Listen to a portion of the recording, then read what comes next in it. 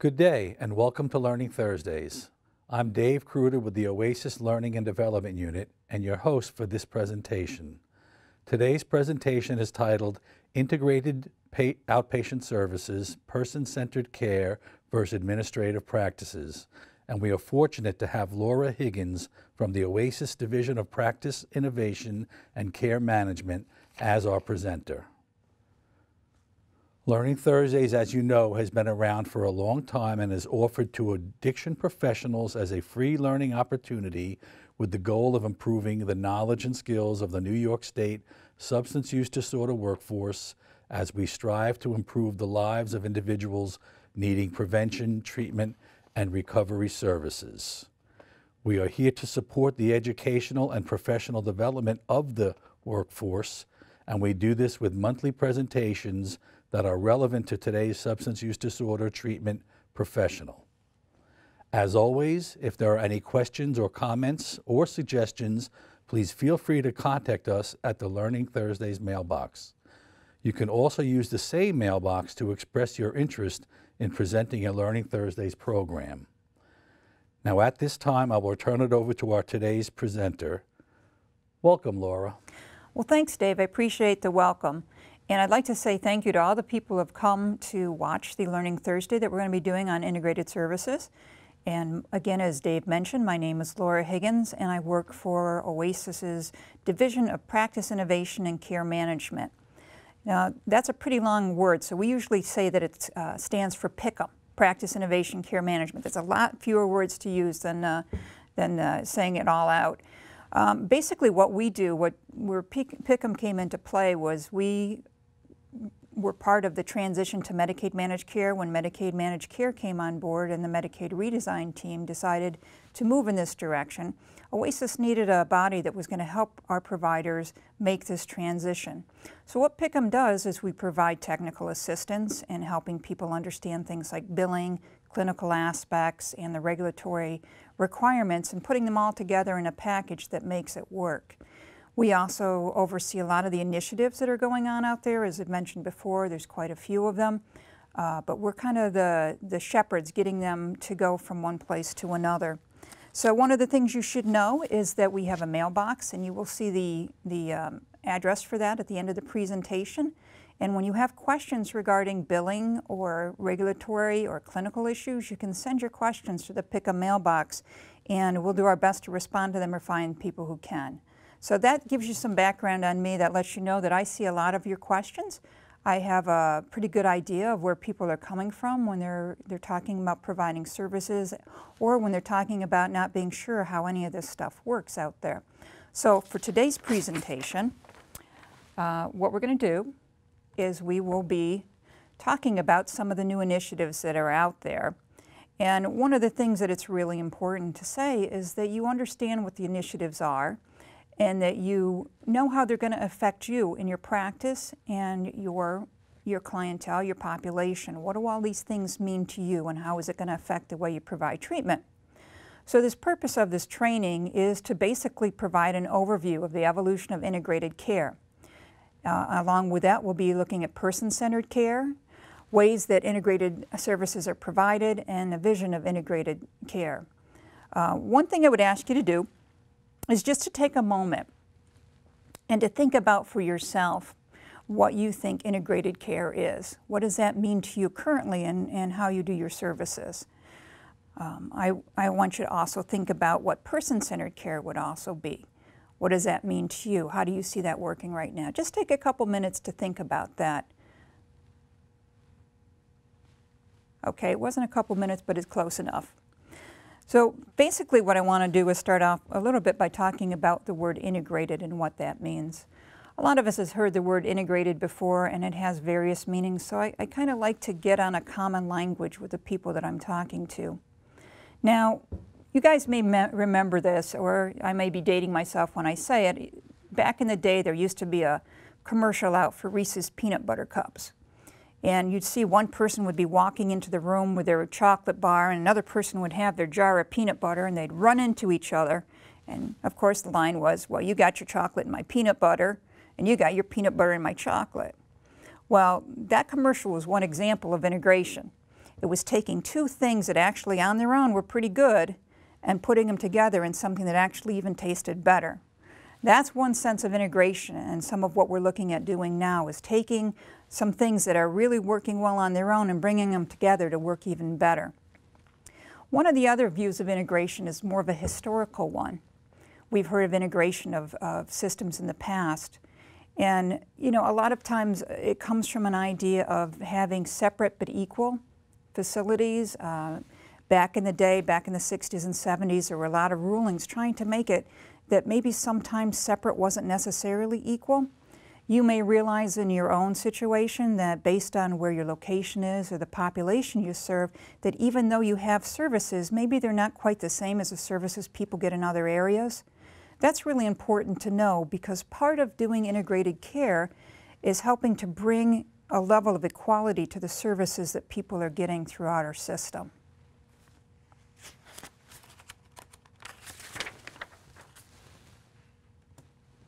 All right, so for the formal definition of integrated services, it's a systematic coordination of general and behavioral health care, integrating mental health, substance abuse, and primary care services, which produce the best outcomes and proves the most effective approach to caring for people with multiple health care needs. Again, another mouthful, which is from SAMHSA, but from Laura, my definition, taking all of that and making it a little more succinct, is it's the provision of behavioral and physical health services in the most convenient way and place for the person that needs them. Okay, so where we are now is really important to know, because usually where we have been is one measure of where we're headed for. So in the past, and some of you may remember this, is that SUD providers had to send individuals out for mental health and or physical health treatment. So if you had somebody come into your facility that might have a SUD, but also showed up to having mental health issues, instead of you being able to treat them right in your facility, you had to send them someplace else. Staff were either substance use trained or they were mental health trained. Very seldom did you have both people able to do both things. Physical space. Now, some of you may also remember this from the regulations. At one point, we had made it clear that we wanted physical space to be completely separate. Even if you were in the same location, you couldn't have mental health and substance use mixed together. You didn't want your peanut butter and your chocolate in the same place. So, and then, lastly, and for those of you who maybe work with billing, the reimbursement strategy was different too. So you, as a provider, had to know how you were billing. Were you billing for Oasis services under our procedure codes, our rate codes, or OMH? It was all very confusing, and it really didn't lend itself to a very easy way of doing billing practice. Now we're going to be working with this standard framework for integration throughout the presentation. And this first section kind of shows where we've been in the past, where basically integrated care really meant kind of referral.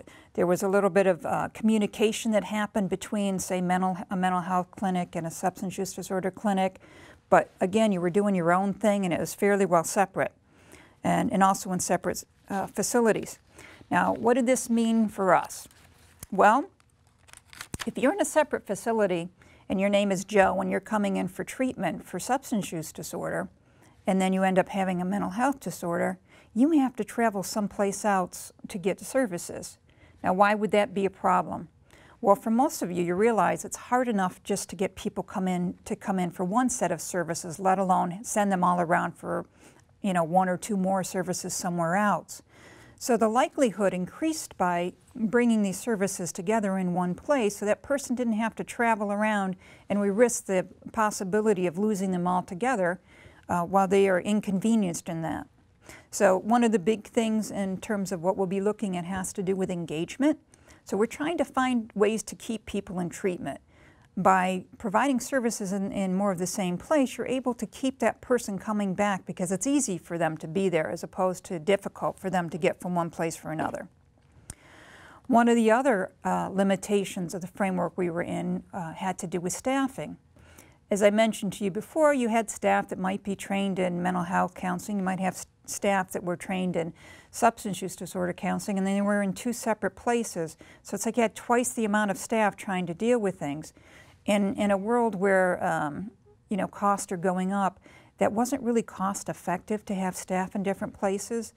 Again, it also didn't help in treating the whole person when you had one person doing one thing and one doing the other, and if those two bodies weren't communicating, then you really never knew how well that person was doing in both. We talked about the expense portion of it. Having two separate places added expense to the cost of services. Something that we're really trying to decrease is that cost over time. And again, we mentioned the billing challenges that came up by having two different sorts of services where, you know, you had a billing structure for this service, you had a billing structure for this service, so it doubled the work at that time. So, that being said, why did we change? Why the change now? Well, as I mentioned to you earlier, Medicaid redesign really introduced the idea of trying to decrease the cost and increase the effectiveness of the treatment that we're providing for our population. So part of doing that is that we had to look at how to optimize services. Like I said, not just for the money portion of it, but also to provide the best services. So the question becomes, how do we make treatment more cost and person effective? So that's what these initiatives are meant to do. That's why these changes are coming into place, is to optimize the experience. We'll start with one area that this has seemed to be different, and that has to do with person-centered care. Now, person-centered care is not a new concept. This is something that's been around for a long time. What's changed about it, however, is the elements of it and how it's practiced when we're providing our counseling service to our population. One thing you'll notice is years ago it used to be called patient-centered care, and now we're calling it person-centered care. We've kind of moved out of that idea of someone being sick and being a patient, and now we're trying to introduce the concept of them being a person, and the idea of instead of just looking at their illness or their illness symptoms, we're looking at the whole person and how what's going on in their life affects their ability to succeed. So person-centered care has brought a whole new level of thought to the type of services we provide and how we provide them. So one way to demonstrate that is once again, if we look at in the past, and I'm sure that a lot of you will remember this from your site reviews and doing your chart recording, that the regulations required that treatment plans have all these different functional areas. You had your 5,000 functional areas that you had to fill out in your treatment plans, and when you were doing your comprehensive evaluations, you had to ask questions about all of these areas so that you could make sure that you covered them. And there was always this fear that if I didn't get a goal in for every one of those areas, that somehow I was going to be cited for them. Well, there was a problem with doing it that way. A big problem is if you even look at this slide, it looks overwhelming to look at all the numbers of areas to cover. If you think of somebody coming in for services for the first time and the first thing they're greeted with is 5,000 questions around all these functional areas, they might feel a little bit overwhelmed and like, hey, this isn't really going to help me. This is just a bunch of information gathering that has nothing to do with me. So that's kind of what the limitations of the past were. Now, I'm not saying that the information here, having information on chemical dependence and abuse, of course, is important in someone's physical health and mental health and the voc ed stuff and any of the rest of it. Not that those things aren't important. They are important, but they're important to keep into the context of what the person wants to work on. Now, that doesn't mean that when you're doing your screenings, you don't pay attention to those areas and listen for those key signs that maybe there's something else going on in another area that may need to be addressed later when the person's more ready to do it. But it's important to know that we don't have to force all of this on a person to do all at one time.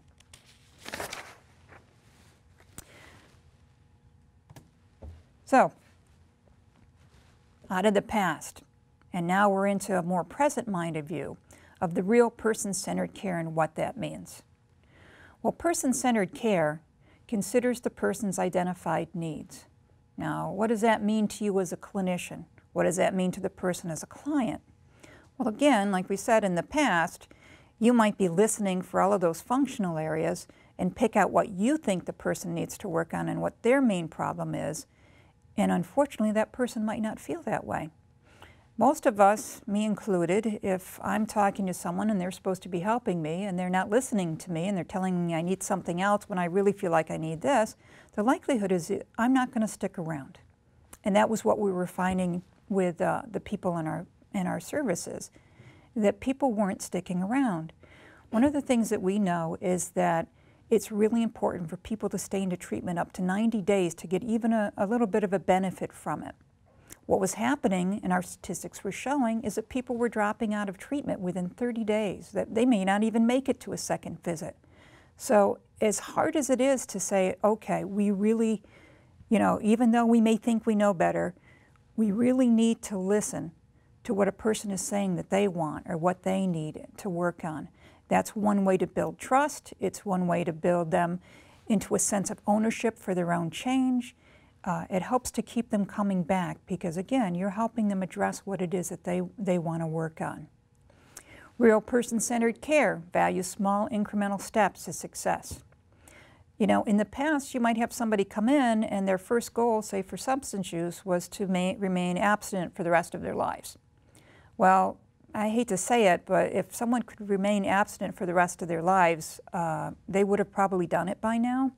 So I think the whole problem is viewing that most of the people we see are not able to break down how to get from one place to another, or they have a sense of failure, like when they would come in and think they had to remain abstinent, when they couldn't do it, they felt like a failure, and once again they drop out. So part of what we do in person-centered care is build a sense of confidence in that person, that they're able to achieve small incremental steps so that they keep coming back and they keep feeling like, okay, I'm moving a little bit closer to where I want to be. So that's an important part of it as well. Person-centered care understands the multiple factors that go into recovery. Well, if you notice, going back to those functional areas we were listing, those are a lot of areas that do go into long-term recovery. So it is important that over the long haul of someone's treatment, that you do have an understanding of how, say, their vocational experience, how their employment or lack thereof, how their homelessness, how their lack of community access, how that comes into play for them being able to have a healthy recovery as they go on in life. Person-centered care does understand those and will help that person to move towards them. Real person-centered care integrates the multiple factors into a recovery plan. Now, for the longest time, there's been this kind of misunderstanding about the difference between what's a treatment plan and what's a recovery plan. Well, treatment plan is really focused on what that person is doing with services with you, specific to your services that you're providing. Where a recovery plan, treatment might be part of it, but it's not the only part. A recovery plan is meant to help the person branch out into their community and know where they can find the best resources they need to be stable and to maintain their recovery process. That might be an understanding of where the recovery centers are. It may be interaction with peers. It may be, stuff that builds their family background. There's multiple things that go into each person's recovery plan, and that's important for someone to know. And it's important for you as a clinician to be able to work with that plan with that person, because again, this is a long haul.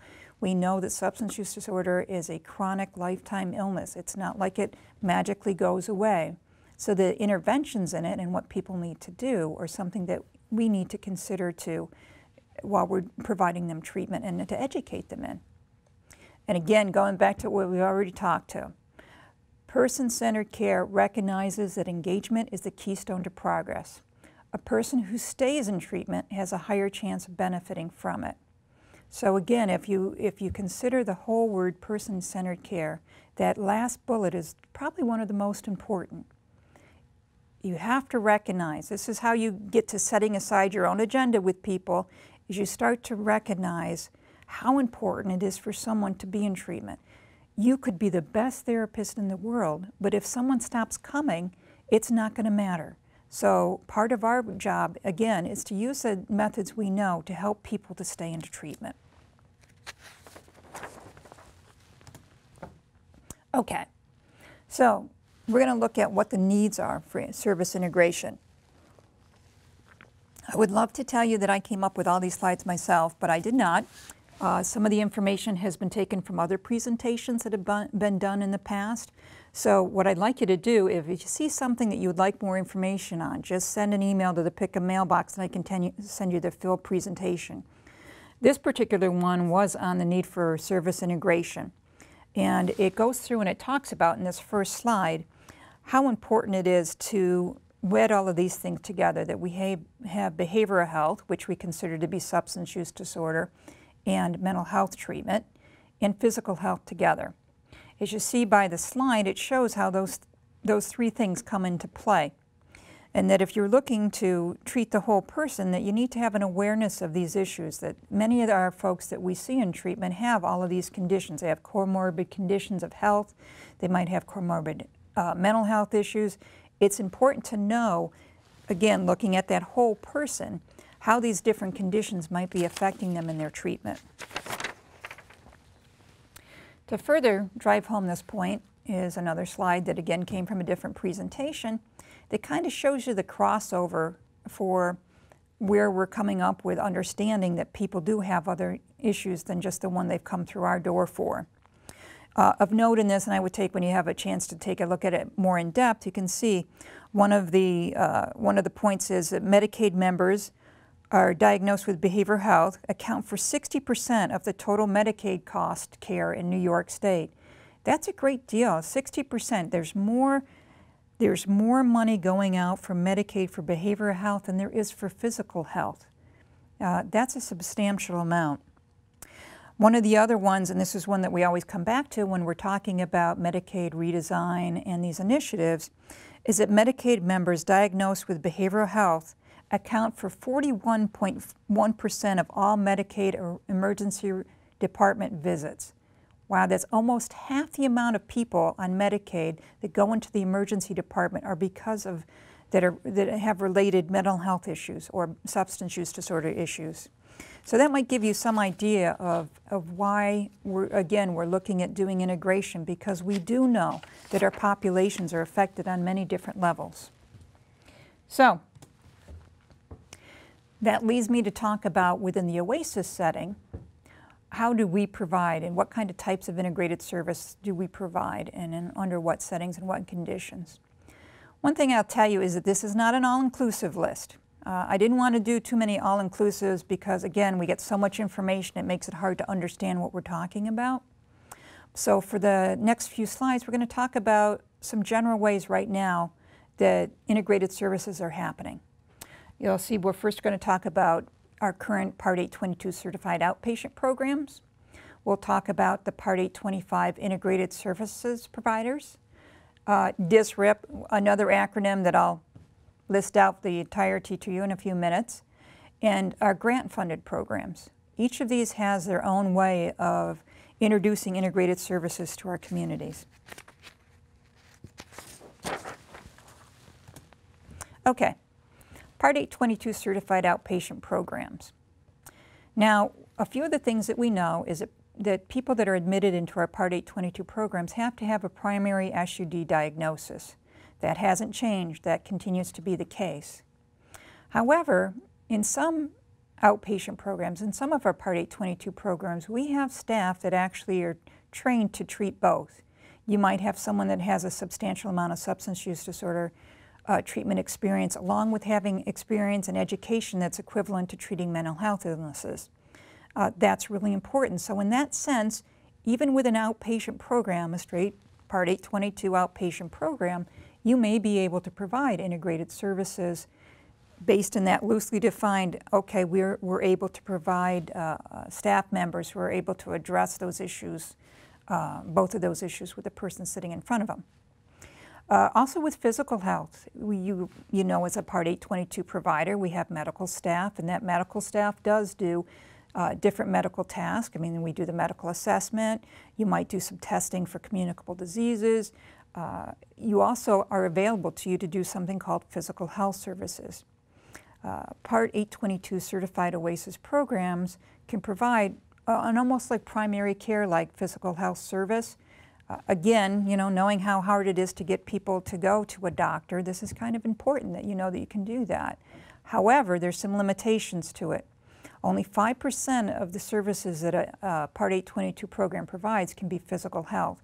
If you get above that number, then you would have to also end up being licensed by DOH.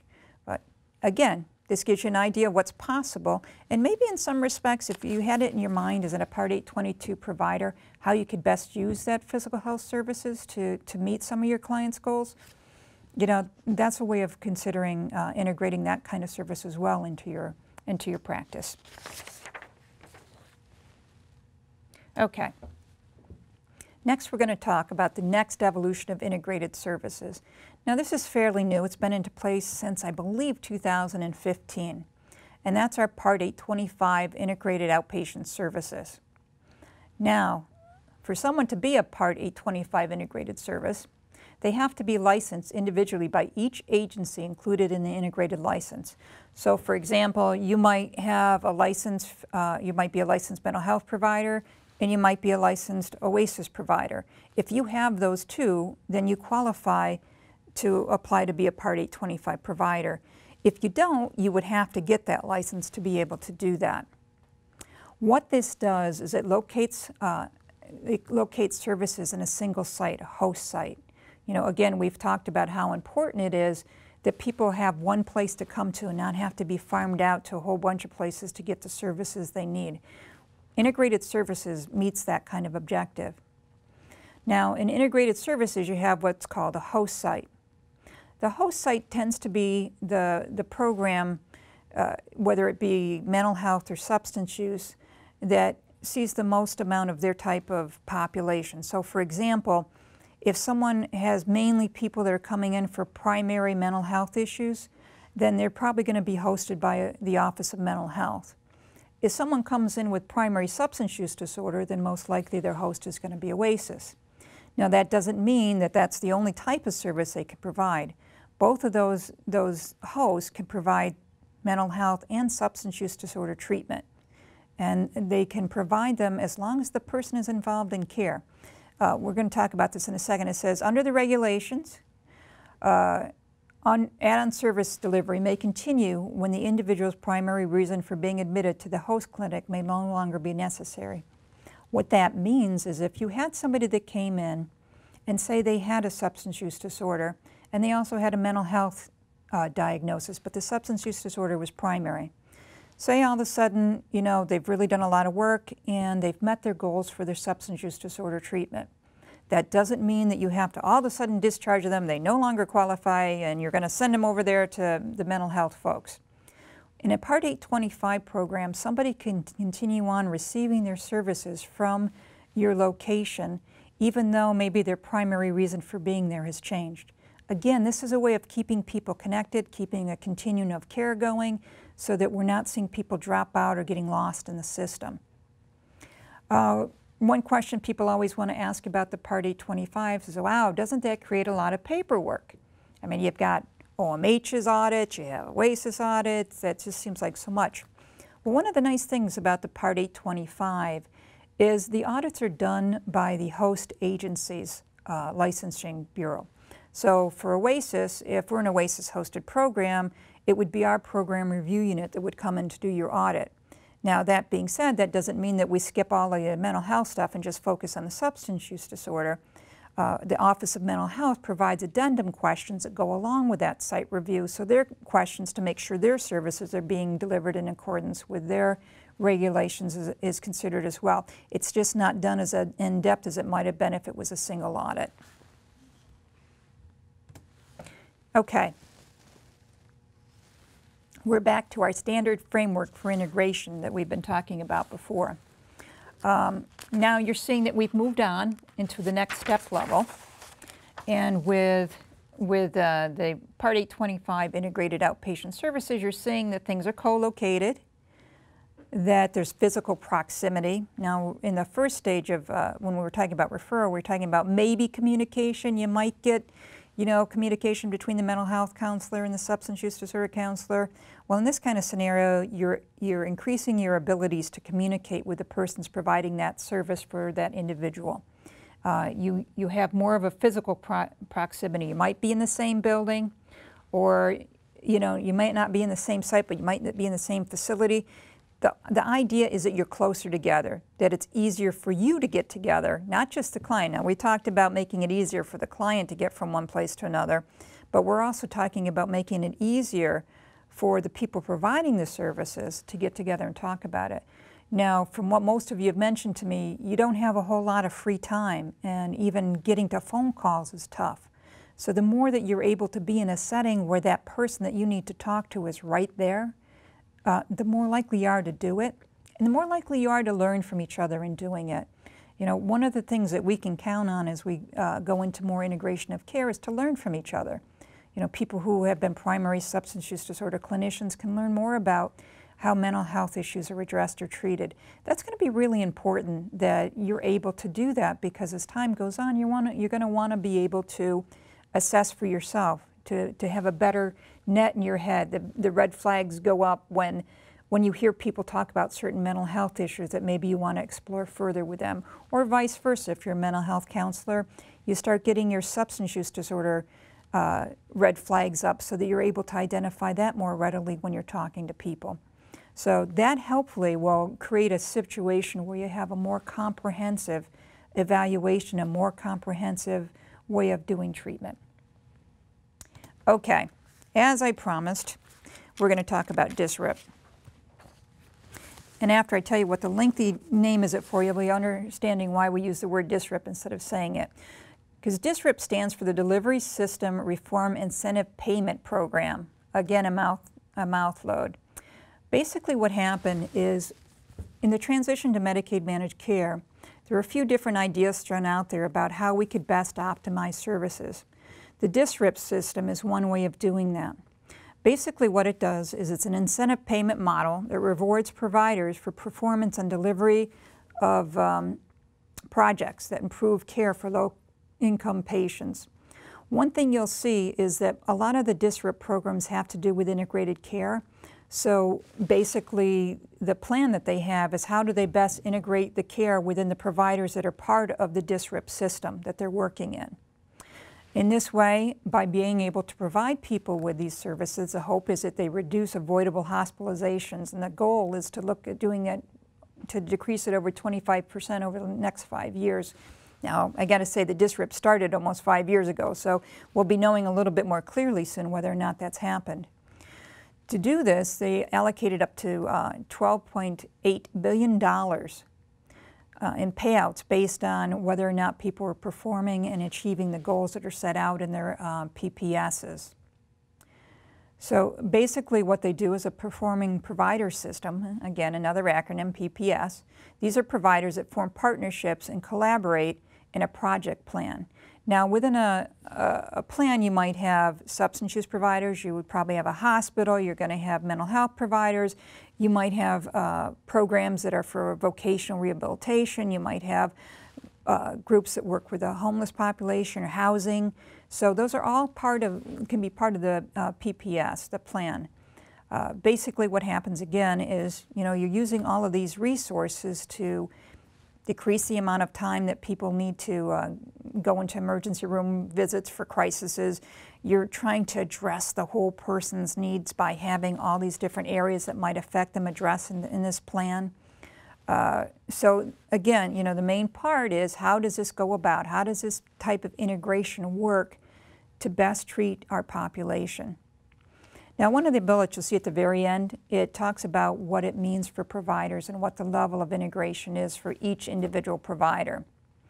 So the last bullet says that providers can deliver up to 49% of non-primary services before requiring an integrated outpatient service license, which we just talked about. So what does that mean? Well, this next slide kind of goes over it, and it shows you that for people who are doing DSRIP, who are part of a DSRIP project, they can give what's called a DSRIP regulatory waiver for providing services that are outside of their certification. So what this means, if you have a DOH facility that's got a waiver to also do mental health services or substance use services, they can provide up to 49% of their services towards SUD or mental health before they have to go in and have an integrated services license. For us, what that means is if, as a substance abuse disorder agency, we can provide up to 49% of our service could be geared towards mental health before we would have to get a separate mental health licensure. Same with providing health care. If we were going to do primary care services or physical health services, we can deliver up to 49% of our services as a physical health care service before we have to get an actual separate license for that. That's really important. You see that that ups the amount that we used to have. If, remember when we were talking about regular Part 822 programs, you could only provide 5% of physical health services. Now, as a DSRIP provider, you can up that number to almost 50%. That's a huge leap. And again, if we're talking about knowing the many different areas that go into a person's life, how their physical health, how their mental health, how their substance use disorder all interact, it really makes it easier to treat all of those in one location. So Joe doesn't have to drive someplace else or take public transportation or get the Medicaid van to go somewhere else to get their treatment. That things like DSRIP make it more available to them right where they are. And again, we do have more information on DSRIP. There are other presentations on it. If you want the more comprehensive view of it, just let me know. I'll be more than happy to send that over to you. Okay, lastly we're going to talk about grants for integrated outpatient services. Now again, I want to stress that this is not an all-inclusive list. These are two primary areas of integration services grants that we're looking at right now that are in operation.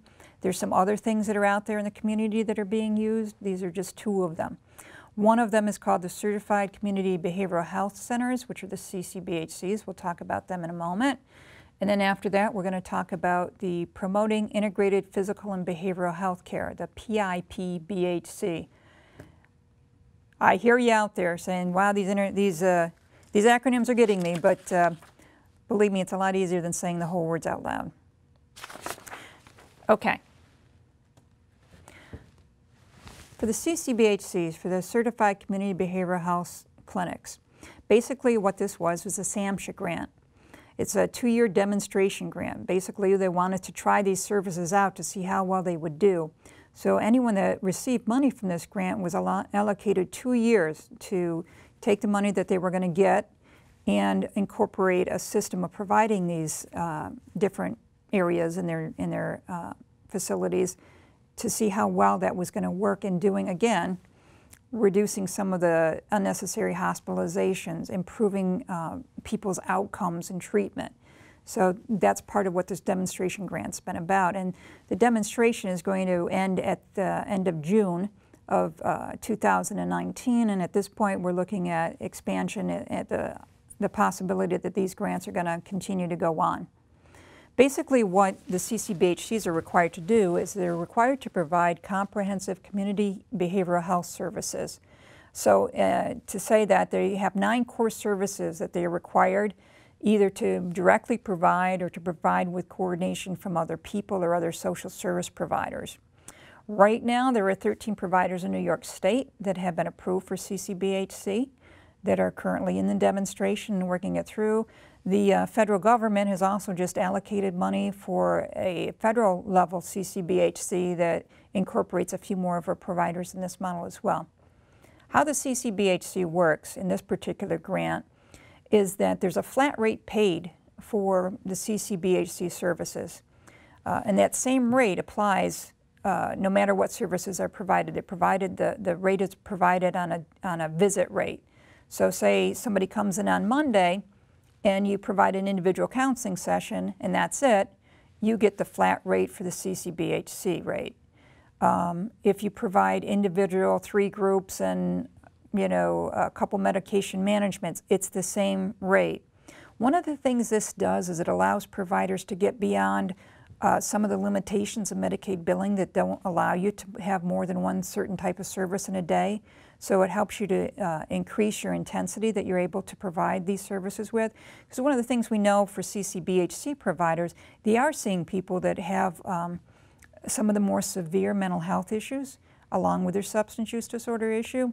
So being able to provide more intensive services more quickly, again, helps to keep those people stabilized. It helps to keep them in treatment. Okay. This diagram that you can see on the screen now, hopefully you can see all of it, I see some of it's cut off, basically goes through showing what the CCBHC specifics are. If you go on to the outer loop, you see the services that CCBHCs are required to provide. You have your outpatient mental health and substance use disorder treatment. They have to provide peer services, psychiatric rehab services for when they're appropriate, primary care screening. They also are tasked with looking at armed forces and veterans, providing crisis services, and doing targeted case management. Now, where this again becomes important has to do with the severity of needs that the people coming into these sites have. Crisis services is a big part of it. What they're trying to do with the CCBHCs is if someone comes in a crisis and they say they need to be seen, the CCBHC has requirements that that person has to be seen for an intake within a certain period of time. It speeds up the process from crisis to service so that people aren't waiting for 3 weeks to get in and get an intake and start services. The targeted case management is meant for people who are not currently involved in a health home. You know, they're basically trying to help people to get some of those other services that they need to round out their life and to have more of a chance of success. Peer services are provided as well so that we have peers that can go out and help people navigate their way through all the systems that they have to go through. And also the primary care is part of it as well. CCBHCs are required to do primary care screening. Again, most of you know that the folks that we see have a lot of different health care needs, and it's important that we know what those needs are and that we pay attention to enough so that people are getting healthier, not just in a mental health sense or in a substance use disorder sense, but also that their physical health as well. Now, in the middle, you can see what it says is integrated care. And the middle loop kind of goes into what the difference is between integrated services and integrated care. The outside loop is the type of services that are provided as integrated services. Integrated care is what happens when all these services are provided to the person in need. What ends up happening is a person has one place for mental health and substance use disorder treatment that they can go to. They get equal services to treat mental health and substance use disorder. You have one clinician. In the best circumstance, you have one clinician that's able to do both. Now, not everybody's there yet, but that's a great idea that you have one place, one clinician that understands the issues enough that they can meet with the person on their own. And finally, you have clinicians that are trained to assess and treat both mental health and substance use disorder. Now, we were just talking about having a clinician who can treat both, but even more important is having clinicians that can assess for both. You know, if you again have your flags that go off when you're talking to people, when you're doing intakes that say, wow, this person sounds like they have more going on here than meets the eye. That's important. You can ask further questions. If you don't have that sense, it makes it really hard to identify that until maybe someone is failing in what they're trying to do in their treatment, when things aren't working out for them and you're caught off guard and surprised by these other issues that you didn't know about. That's why having clinicians that are trained in all these different areas is important, especially for the intake process, so that you have an eye and an ear to what you may want to look at for the future. Okay. So, the next one is the Promoting Integrated Physical and Behavioral Health Care, the PIPBHC. Again, this is a SAMHSA 5-year grant. Now, the focus of this grant is the integration of primary care and behavioral health. So we know behavioral health integrates both substance use disorder and mental health. This is looking to add on the primary care portion of this as well. So mainly, especially now when we're talking about the opioid crisis we're in, this grant is meant to address adults with opioid use disorders. It's kind of important when you think about it, and for those of you who work in OTPs, you realize that there's some special health issues that come in with people who are abusing opioids. You know, you can have a lot more significant communicable diseases going on, Hep C, HIV, people's health from, you know, heroin users who have just basically kind of given up taking care of themselves in search for getting heroin or getting their high. They're coming to you in pretty poor health. So having their behavioral health services tied up with also providing their primary care needs to help them get back in physical health is really key. Now, this particular grant is being seen by one particular provider, and that's the Acacia Network. They have 3 different centers. You can see them on the screen: the Ramon Velez Treatment Center in the Bronx, the Methadone to Abstinence Program in the Bronx, and Camino Nuveo, which is an OTP in Albany. These are the hubs that these services are being provided in. Basically, we were talking in the CCBHC where the rate was the driving factor, that, if you provided a CCBHC service, you got a certain rate more than you normally would get. Well, in this case, the grant money went towards hiring staff and training staff to be able to provide these services. So that's where the upfront money went to, was to provide staffing, adequate staffing to do this. So again, the purpose of this is to promote full integration and collaboration in clinical practice between primary and behavioral health care, which is what we just said, looking to improve the overall wellness and physical health status of adults with serious mental illness or children with serious emotional disturbance, and 3, to promote and offer integrated services related to the screening, diagnosis, prevention, and treatment of mental and substance use disorders, along with co-occurring physical health conditions and chronic diseases. Now, again, we've talked a couple times about the importance of being able to, have it in your mind when you're doing intake, what things to watch for. Now, we're not saying go back to the 14 functional areas and, track them down until you find every one of them. It's an awareness. It's not a questionnaire. It's not a checkbox. It's an awareness you as a clinician, it's important for you to have so that you can pay attention to what some of those warning signs are. And that's one of the things that we're trying to do with these grants. Okay, now to the specifics. We were showing before what the integrated care was for the CCBHC. Well, if you add to it now that you're going to have one place that meets mental health, substance use disorder, and physical health needs, people are now going to have equal services to treat mental health, substance use disorder, and their physical health. There's medical staff that are available to meet the physical health needs. And clinicians are trained to assess and treat both mental health and substance use disorder. And again, we're looking at that idea of having one clinician to handle behavioral health issues. This is the idea behind it, that the staff are available to provide for all of these needs. Okay, back to patient-centered care. You remember this slide from before, and we've gone through all these different ways that these integrated services are meant to provide for that. So we'll go back through and just remind ourselves of what we were talking about with real person-centered care. It considers the person's identified needs. Well, pretty clearly with the integrated services that are out there and being offered, we are considering the person's identified needs. We're, in fact, casting a wider net so that we're able to really address those needs. Value small incremental steps as success. Again, we're looking at how do we direct people in ways to get them to the most supportive place in meeting their goals. The multiple factors that go into recovery. You can see by the services being provided and the type of services that we're looking for something that's a longer-term recovery model. Integrates the multiple factors into the recovery plan. The nice thing about integration is you actually have the ability to do that. It's not like, somebody needs they need to have their physical health taken care of, but you as a Part 822 provider don't have a doctor or don't have a doctor available to do so. We'll have to get them to someplace else. Instead of farming them out, you're able to do that right there on site. Or you have a very close by ability to provide for that physical health need. Again, going back to that last bullet that we've said is so important, person-centered care recognizes that engagement is the keystone to progress. A person who stays in treatment has a higher chance of benefiting from it. So basically, again, looking at integrated care, integrated services, and person-centered care, we're making the opportunities available to be able to be more inclusive, more responsive to what people are saying their needs are.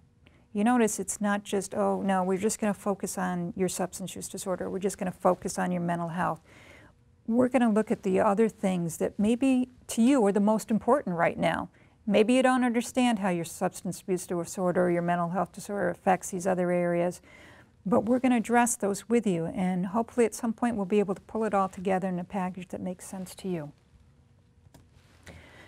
So again, person-centered care, at the center of all this, considers all the various factors that affect the person. We just said that.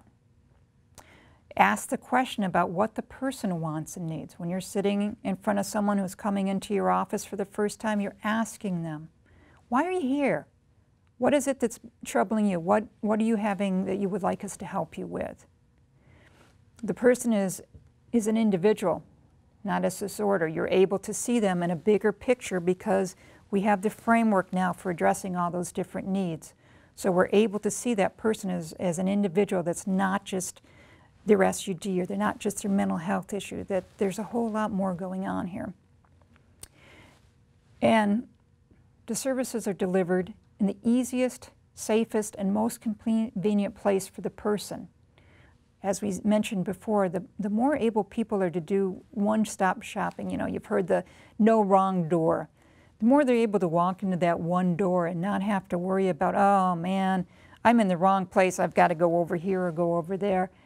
The more that we can welcome them in and say, listen, we have the ability to address all your needs, the more likely they are to stay. All right, you see the whole picture now. We've got the types of integrated services on the outside edge. You see how that has played into how integrated care is provided. And now you see how person-centered care fits right in the middle of all of that.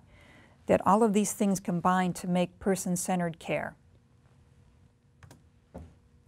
Going back to our framework for integration, when we get to this very end where all these services are provided in substantially the same places by the same people, you see that it changes the way our practice is being done. The collaboration becomes much closer.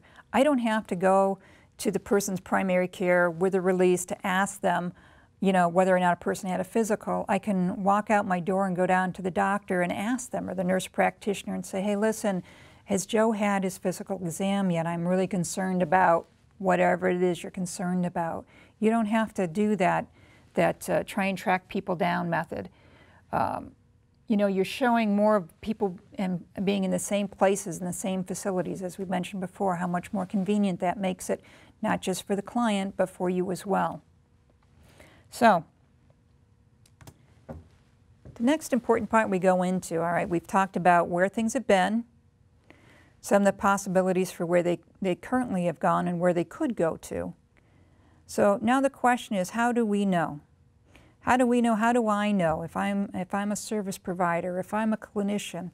How do I know if I'm providing these services in the way that's being talked about? How do I know if I'm actually meeting the person's needs that's sitting in front of me? Well, one of the things that we're going to be talking about in the next couple slides has to do with a vision of fully integrated treatment for co-occurring disorders. It's something that was adapted from the SAMHSA Tip 31. It talks about the things that you will see if someone is fully integrated in doing their treatment. So what I'm going to ask you to do as we go through these is to consider, you know, your facility, consider yourself. Where do you fit into, am I here yet or am I not here yet? Okay. A vision of fully integrated treatment for co-occurring disorders, the client participates in one program that provides treatment for both or all disorders. Is that happening where you are? Mental and substance use disorders are treated by the same clinicians. Is that happening in your facility? Physical health needs are addressed. Now again, this isn't an all or nothing deal. It's a continuum. We're not expecting that people have jumped from one model all the way to the end. It's just something to consider. You know, how well are we doing this?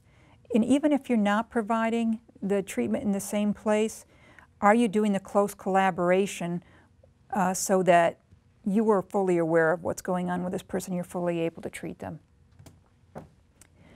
A vision of fully integrated treatment for staffs and clinicians. You would see that your staffs and clinicians are trained in psychopathology, assessment, and treatment strategies for both mental health and substance use disorders. You offer substance use disorder treatments that are tailored for clients who have severe mental disorders and vice versa. we've talked about that, how important it is that you have training in how to do these things. You have medical staff that are available to assess physical health needs. Again, how important that is that we don't have to send people out to one more person, or you don't have to track one more person down to find out, how they're doing with their primary care. A vision of fully integrated treatment is characterized by a slow pace and a long-term perspective. Do you have a really long-term perspective of the chronic illness of substance use and mental health? Does your treatment reflect that in the goals and objectives that people have in treatment? Is there a focus on preventing anxiety rather than breaking through denial? If someone's not right there yet to deal with what you see as their primary issue, are you able to back off, help them to feel more comfortable in your presence, as opposed to having to make them see it your way? That's very important, and that's something I think as a clinician you really need to consider. Is the emphasis placed on trust, understanding, and learning? Well, we know that people, I end up trusting people who I know I can talk to and know that they're not going to judge me, that are going to be okay with me being where I am, and they're going to help me learn the things I need to know to improve. Are supportive services available to assist the client in conjunction with their counseling services? Well, we've talked about some of those other integrated care services, the targeted case management, peer services, having psychosocial rehab. Do you have other supportive services? Do you have connection with housing, people that can help with housing? Do you have connection with crisis services? Are there the supportive services out in the community for your population? A vision of fully integrated treatment. Providers offer stage-wise and motivational counseling. Again, that means having a sense of the long-term disorders and how much time it takes for people to move from one place to another. I mean, certainly we all think it would be easier if they would just do what that we think they should do, but that doesn't lead to long-term change. So it's important to know how you can engage people and help them to move forward in understanding what obstacles are standing in their way to health. Supportive clinicians are readily available. Again, going back to those crisis services, if someone's in crisis, is there a way for them to get a hold of someone that can help them immediately? Is that being addressed? And lastly, providers offer pharmacologies and medication-assisted treatment, which help people to deal with the issues that might make them so anxious or so unable to be able to stabilize and complete treatment. I mean, someone who is having cravings all the time or is going through withdrawal is going to have a really hard time not going back to use. I mean, you don't have the time to teach them all their relapse prevention skills while they're having such bad cravings. So medication-assisted treatment is one way of helping people stabilize long enough for them to kind of catch up with those other areas that will help support them in the recovery in the long term. Okay, so basically you've asked yourself your questions, you have some things to think about and to decide, where are we at with all of this? The only thing I ever ask providers to do is to be able to talk about what it is that you provide in treatment. What's your philosophy? What methods are you using to help people, and how do you know they're working? And I would say the same is true with the integrated services. Like I said, this is not an all or nothing deal, but somewhere on that continuum, how well are you providing this service? How well is it addressing the needs of your population? And if it's not, are you making plans to change? Are you looking at ways of making that different for yourself? Again, part of my division, the Practice Innovation and Care Management, is meant to help you do that, to find better ways of providing the best treatment for the people that are coming to see us. So again, if you have any questions, you certainly can get ahead of me. I've put the references down here for a couple of the resources I've used. We certainly have a lot more training resources. If you're interested, you can let me know. Again, here's my information, Laura Higgins at Oasis, and there's the pick a mailbox. Feel free to send your questions in there regarding the content of this presentation. If you have questions strictly towards Learning Thursday, you want to send them to them, things like your credits and getting KSAC credit. But if you have questions about the content of this presentation, please feel free to send us an email and we'll get back to you. Thank you so much for participating. Thank you, Laura, for this presentation. It helps in centering our thinking on how we help the clients we serve.